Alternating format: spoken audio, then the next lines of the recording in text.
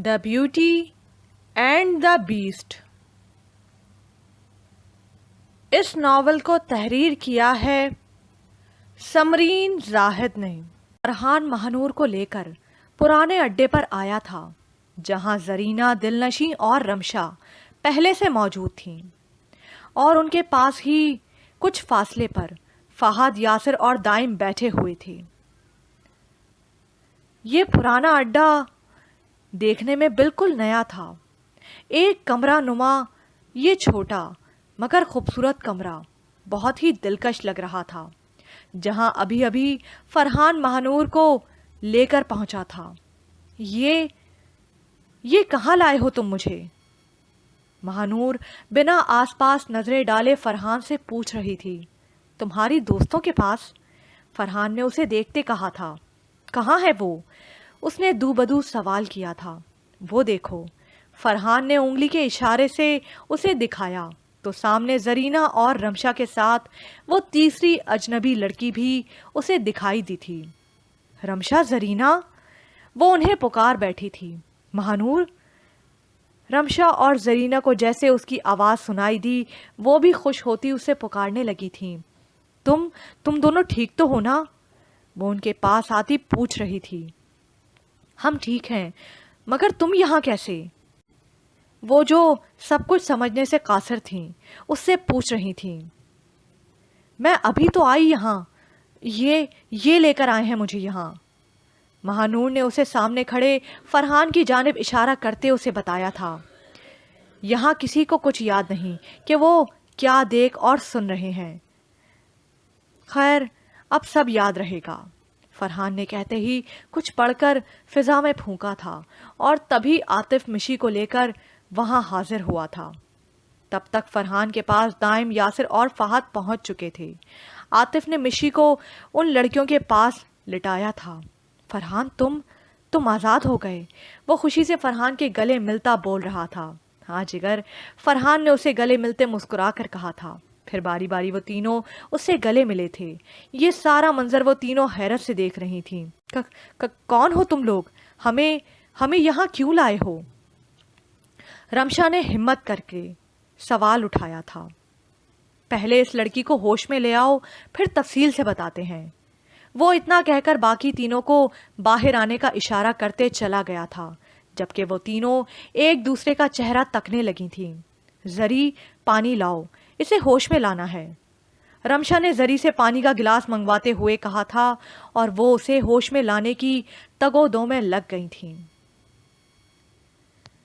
اب تمہارا آگے کا کیا پلان ہے فرحان؟ دائم نے اسے کسی سوچ میں ڈوبا دیکھ پوچھا تھا۔ پلان کیا دائم، بس سب کچھ تو میں اس زندان میں قید رہ کر سوچ چکا ہوں۔ باہر نکلنے کے بعد کچھ سوچنے کا سوال ہی پیدا نہیں ہوتا۔ اب بس کرنے کا ٹائم ہے، سارے حساب کتاب پورے کرنے کا وقت ہے، فرحان نے اسے دیکھتے ہوئے کہا تھا۔ تو اب کرنا کیا ہے؟ تم ہمیں بھی تو بتاؤ، فہد نے فوراً کہا تو وہ اس کی طرف متوجہ ہوا تھا۔ سب سے پہلے تو انہیں ان کا ماضی بتانا ہے، کیونکہ پھر ان چاروں کو سب سمجھ آ جائے گا۔ اس کے بعد مجھے پیٹر سے بدلہ لینا ہے، اس کا اجلاس ختم ہونے والا ہے، بس 2 دن بعد وہ واپس یہاں آ جائے گا، اور مجھے یقین ہے وہ سب سے پہلے زندان میں آئے گا میری بے بسی پر کہکا لگانے، لیکن مجھے وہاں نہ پا کر وہ ضرور کچھ نہ کچھ کرنے کا سوچے گا، اس سے پہلے کہ وہ اپنا کوئی حربہ آزمائے ہمیں اسے مارنا ہے۔ فرحان نے تفصیل سے انہیں بتایا تھا۔ کہہ تو تم ٹھیک رہے ہو، یاسر نے پرسوچ انداز میں کہا تھا۔ ہاں، کچھ دیر انتظار کرو، پھر چل کر ان سے ملاقات کرتے ہیں، فرحان نے مسکراتے ہوئے کہا تو وہ سب باہر کرسیوں پر بیٹھ گئے تھے۔ 2 گھنٹے بعد فرحان ان تینوں کے ہمراہ کمرے میں داخل ہوا تھا جہاں وہ چاروں بیٹھی ہوئی تھیں۔ آہا، آخر ہوش میں لے آئی تم لوگ اسے، فرحان نے جیسے اندر کمرے میں قدم رکھا سامنے مشی کو ہوش میں بیٹھا دیکھ مسکرا کر بولا تھا۔ اب ہمیں بتاؤ تم لوگ ہمیں یہاں کیوں بلایا ہے؟ اب ہمیں بتاؤ تم لوگ ہمیں یہاں کیوں لائے ہو؟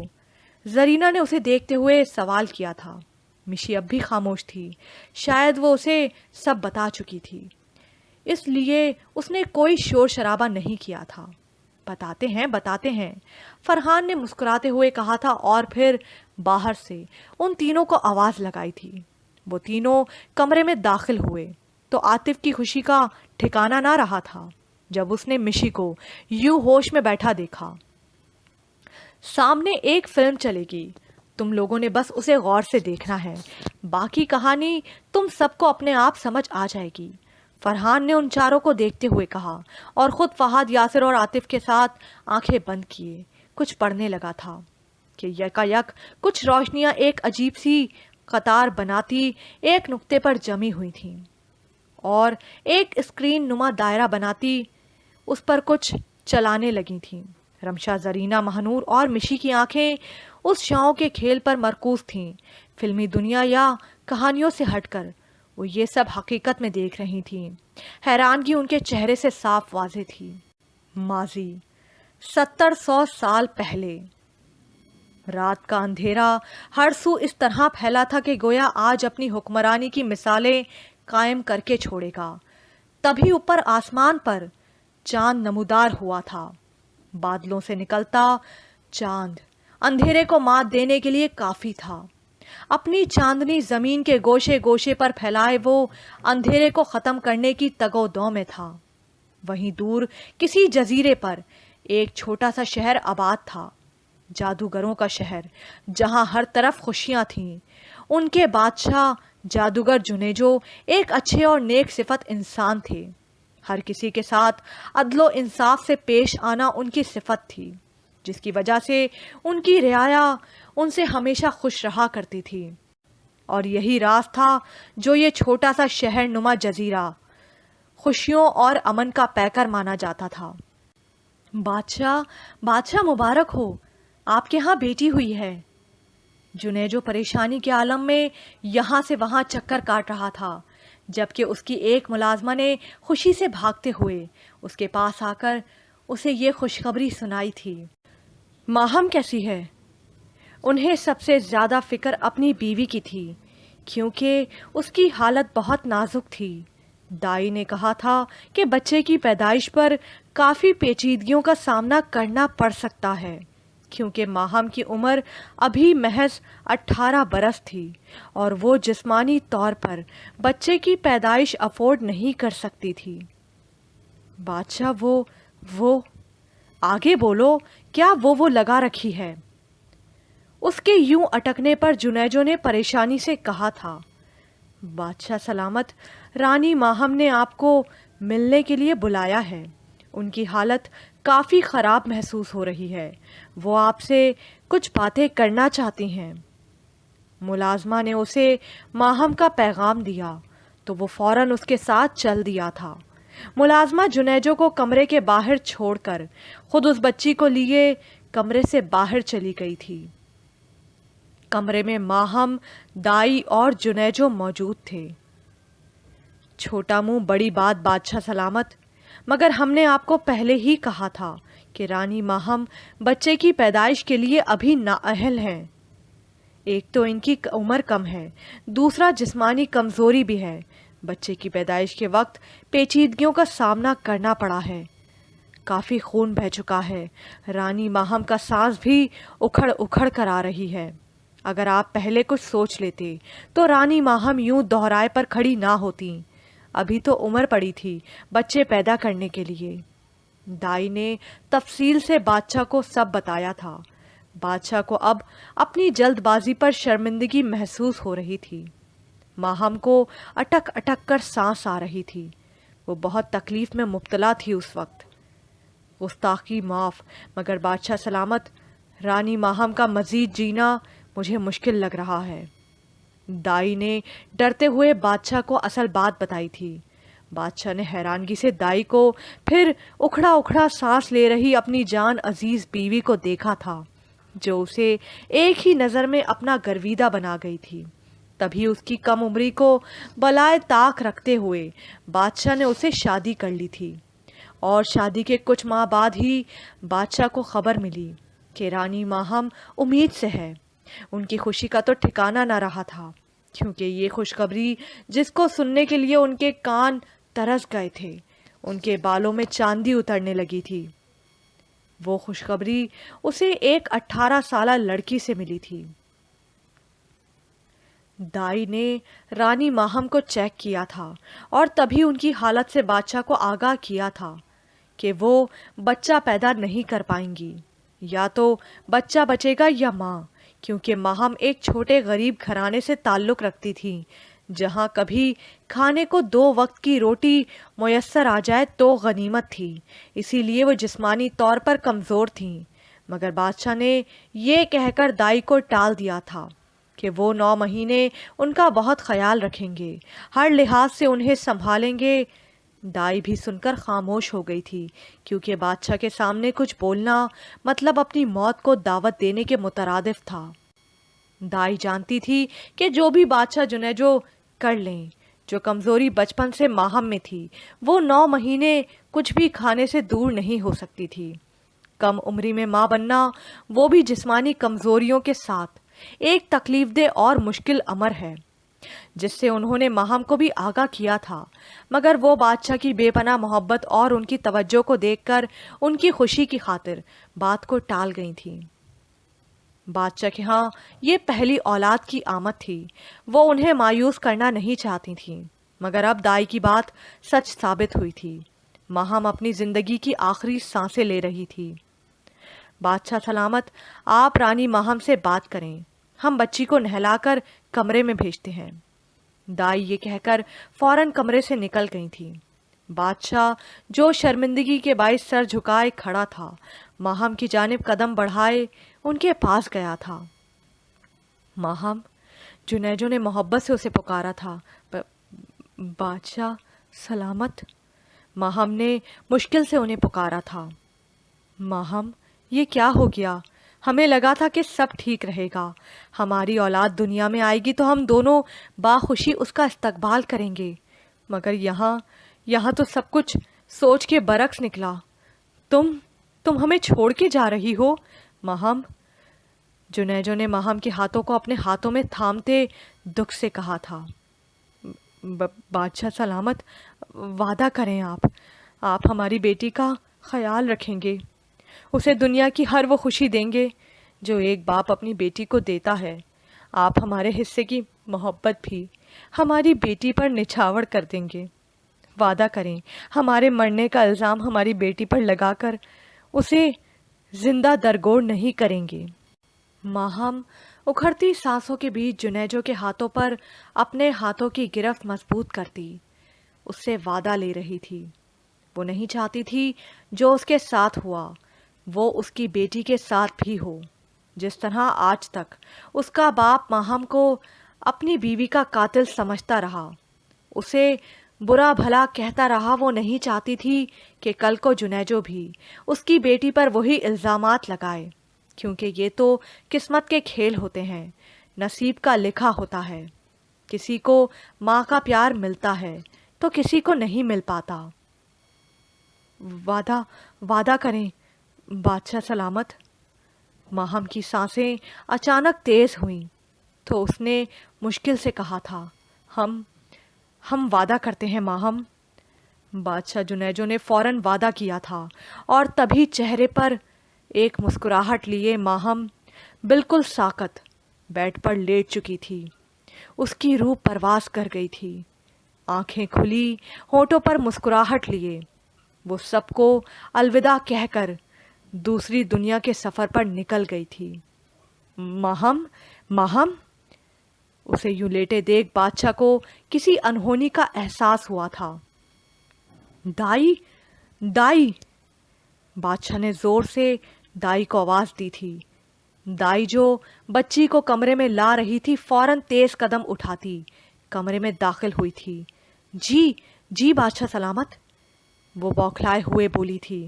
ماہم کو دیکھیے، یہ یوں کیوں لیٹی ہوئی ہیں، کچھ بول کیوں نہیں رہی؟ جنیجو نے پریشانی سے دائی کو دیکھتے ہوئے کہا تھا۔ آپ بچی پکڑیں بادشاہ سلامت۔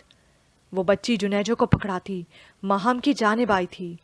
اس کی نبض چیک کرنے کے بعد ایک موتی اس کی آنکھ سے بغاوت کیے زمین بوس ہوا تھا۔ اس نے ہاتھوں کی ہتھیلیوں کی مدد سے ماہم کی کھلی آنکھیں بند کی تھیں اور بادشاہ کی جانب مڑی تھی، جو ہاتھ میں بچی کو لیے پریشان سا انہی کی جانب متوجہ تھا۔ بچی پر ایک نگاہ تک نہ ڈالی تھی اس نے، فکر تھی تو بس اس وقت ماہم کی۔ کیا ہوا؟ بے ہوش ہو گئی ہے ماہم؟ نہ جانے وہ پوچھ رہا تھا یا خود کو بتا رہا تھا، دائی سمجھ نہ پائی تھی۔ معاف کیجیے گا بادشاہ سلامت، مگر رانی ماہم اب اس دنیا میں نہیں رہیں۔ دائی کی آنکھیں برس پڑی تھیں۔ جنیجو کو بتاتے وقت وہ کم ہی وقت میں کیسے سب کی دل عزیز ہو گئی تھی۔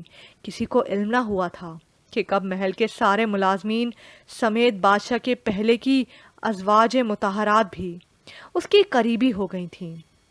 وہ تھی ہی ایسی خوش اخلاق، سب سے ہنسی خوشی بات کرنے والی، دوسروں کا دکھ اپنا دکھ سمجھنے والی، دوسروں کی خوشیوں کو سب سے پہلے رکھنے والی، ایک اچھے دل کی مالک لڑکی۔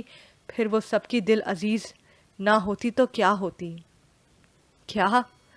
جنیجو نے صدمے سے کہا تھا۔ اس سے پہلے کہ اس کے ہاتھ سے بچی گرتی، دائی نے فوراً بچی کو تھاما تھا۔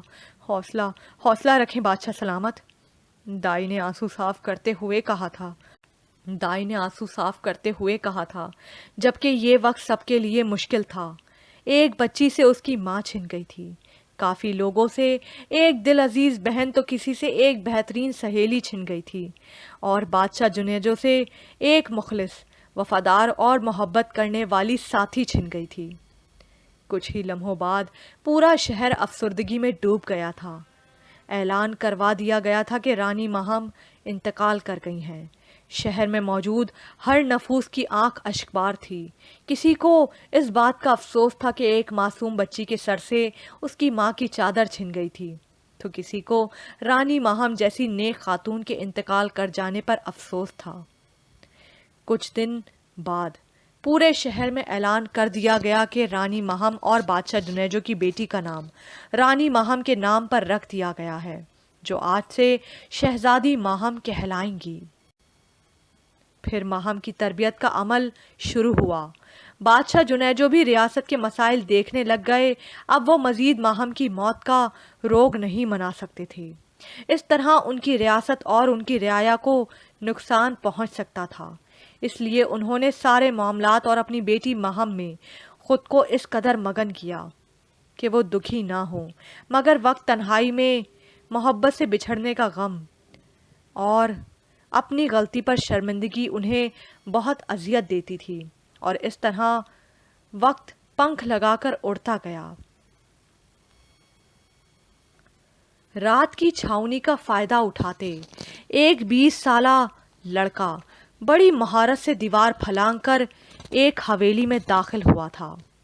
چہرے پر نقاب لگائے، شعلہ بار آنکھوں سے ارد گرد نظریں دوڑائے، وہ بڑے احتیاط کے ساتھ کسی مخصوص کمرے کی جانب قدم بڑھائے جا رہا تھا، اور پھر متعین کمرے کے سامنے آ کر اس نے دروازہ کھولا اور اندر داخل ہوا تھا۔ دبے قدموں سے وہ بیڈ کے قریب پہنچا تھا، جہاں ایک مغرور چہرہ لیے ایک درمیانے عمر کا آدمی خواب خرگوش کے مزے لوٹ رہا تھا۔ سائیڈ پر اس کا پڑا تاج اس کے بادشاہ ہونے کا ثبوت دے رہا تھا، مطلب کہ وہ بادشاہ تھا کسی ریاست کا۔ اس شعلہ بار آنکھوں والے لڑکے نے اس آدمی کو حقارت بھری نظروں سے دیکھا تھا، اور پھر اپنی جیب سے ایک خنجر نکالا تھا اور اس کا ایسا وار کیا تھا کہ وہ آدمی بنا مزاحمت کیے مر چکا تھا۔ اس نے فوراً کچھ پڑھا تھا اور اپنا ہاتھ وار کی گئی جگہ پر رکھا تو وہاں سے وہ نشان ایسے غائب ہوا جیسے کچھ تھا ہی نہیں۔ وہ موت کوئی قدرتی موت کا منظر پیش کر رہی تھی۔ وہ مسکرایا تھا، آخر اپنا کام مکمل جو کر چکا تھا۔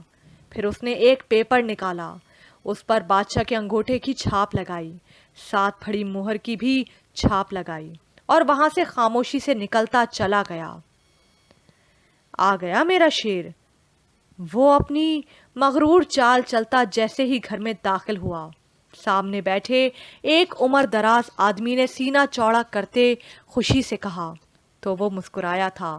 پھر نقاب سے چھپا چہرہ اس نے نقاب اتار کر واضح کیا اور نقاب سائڈ پر پھینک دیا تھا. شیر شیر ہی رہتا ہے چاچا, کبھی بھی گیدڑ شیر نہیں بن جاتا. تم نے صحیح بندے کا انتخاب کیا تھا. مجھے خود کو شیر اور ڈیول کہلانے کا ہنر آتا ہے, اور یہ نام کیسے اپنے نام کے ساتھ جوڑے رکھنا ہے اس کا ہنر بھی آتا ہے مجھے. وہ مغرور چہرے پر نیلی آنکھیں لیے پر اسرار مسکراہٹ ہونٹوں پر سجائے بولا تھا, کافی خوبرو نوجوان ہو بھتیجے, خیال رکھنا اپنا. ہر بار ڈیول جیتے ایسا نہیں ہوتا, کبھی کبھی کس ڈیول کی زندگی میں حسین پری بھی آ جاتی ہے. اس آدمی نے اسے حقیقت کا آئینہ دکھاتے ہوئے کہا تھا. پری کے آنے سے شیطان بدل نہیں جاتے چاچا, شیطان کی صفت شیطانی رہتی ہے, وہ کبھی فرشتے کے ہاتھوں نیک نہیں بنتا. اس نے دو بدو جواب دیا تھا. محبت بھتیجے, محبت محبت بڑی ظالم شے ہے. جب یہ کسی کو کسی سے ہوتی ہے نا تو محبوب کے علاوہ کچھ نظر نہیں آتا. یہ شیطان صفت کو بھی اپنے آگے جھکا جاتی ہے. انہوں نے اسے دوسرا رخ دکھایا تھا. شیطان کو کبھی کسی پری سے محبت نہیں ہوئی, مجھے بھی نہیں ہوگی, کیونکہ محبت شیطانوں کے لیے بنی ہی نہیں ہے. اس نے تلخی سے کہا تھا. وقت وقت کی بات ہوتی ہے بھتیجے, کب کس کو کہاں کس سے محبت ہو جائے کوئی نہیں جانتا. میں ڈرتا ہوں تجھے محبت نہ ہو, تبھی تجھے محبت کے متعلق بتا رہا ہوں, کیونکہ جس دن تجھے محبت ہوئی وہ تجھے اور تیرے محبوب کو کھا جائے گی. محبت سے تجھے آزمایا جائے گا, تیری بربادی کی راہ تیری محبت بنے گی, مگر وہی محبت تجھے امر بھی کر دے گی. اگر تیری محبت میں جنون اور چاہت ہوئی تو وہ برباد ہو کر بھی تجھے مل ہی جائے گی. ساغر صدیقی نے سنجیدگی سے اسے بتایا تھا, کیونکہ انہوں نے ابھی اس کے آنے سے پہلے اس کے مستقبل کے بارے میں پڑھا تو ان پر یہ حقیقت آشکار ہوئی تھی جو وہ اسے ڈھکی چھپی باتوں میں بتا رہے تھے. بس کر دے چاچا, بہت ہو گیا محبت کے بارے میں بھاشن. خوشخبری سن, میں نے بادشاہ کو مار دیا ہے. اب کل سے اس ریاست کا بادشاہ میں ہوں گا. اب میں بنوں گا دا کنگ فرحان. اس ریاست کا بادشاہ ایک جادوگر بنے گا. اب میری حکومت ہوگی یہاں. وہ ایک جوش کے عالم میں بول رہا تھا. کہیں سے بھی وہ کوئی 20 سالہ کم عقل لڑکا نہیں لگ رہا تھا. آنکھوں میں حکمرانی کا جنون تھا, انگ انگ میں ایک مقصد چھپا تھا جسے آج پائے تکمیل تک پہنچا گیا تھا. وہ محبت اور جنگ میں سب جائز ہے کہ مترادف وہ اپنی جنگ آج جیت آیا تھا, مگر اسے بالکل افسوس نہ تھا کہ اس نے ایک بادشاہ کا قتل کر دیا. تم نے بادشاہ کا قتل کیا ہے؟ بھائی ہے اس کا 18 سالہ بھائی اسے دیکھتے ہوئے بتا رہا تھا. میں نے کوئی قتل نہیں کیا ارسلان, بدلہ لیا ہے میں نے. جس طرح اس نے میرے باپ کے ساتھ کیا میں نے وہی اس کے ساتھ کیا. تو کیا برائی کی میں نے؟ کیا تم نہیں جانتے کس طرح اس نے ہمیں یتیم کر دیا, ہمارا تخت ہمارا رتبہ ہم سے چھین لیا, ہمیں مارنے تک کی کوشش کی تھی. وہ تو بھلا ہو ساغر چاچا کا جنہوں نے ہمیں بچایا, مجھے جادوگر بنایا, تمہیں پالا, مجھے پالا. فرحان نے سنجیدگی سے ارسلان کو دیکھتے ہوئے کہا تو وہ چپ ہو گیا تھا. آخر بات سچ تھی, وہ کون سا لا علم تھا اس بات سے. مگر بھائی یوں بے حس بننا. بس کر دو ارسلان, میں کچھ بھی سننے کے موڈ میں نہیں ہوں.